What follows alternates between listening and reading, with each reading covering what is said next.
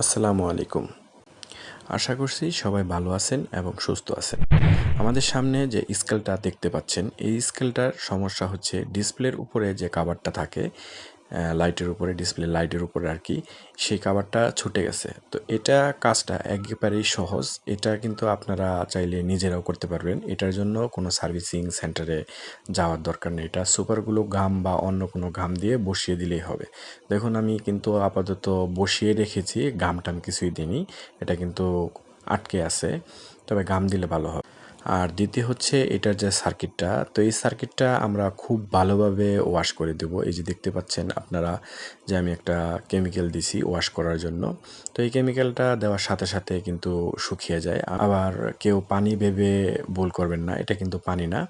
এটা ক্লিন করার জন্য আমরা সার্ভিসিং সাইডে যারা আছি তারা সবাই এই কেমিক্যালটা ব্যবহার করে থাকি।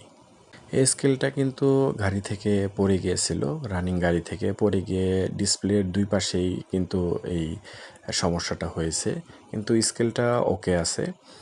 তো ছোট্ট একটি কাজ, এই কাজটা আপনারা চাইলে নিজেরাই করতে পারেন, এজন্য ভিডিওটি আপনাদের মাঝে শেয়ার করা।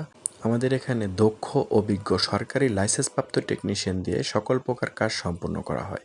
আজকের ভিডিওটা এ পর্যন্ত। সবাই ভালো থাকবেন, সুস্থ থাকবেন। আল্লাহ হাফেজ।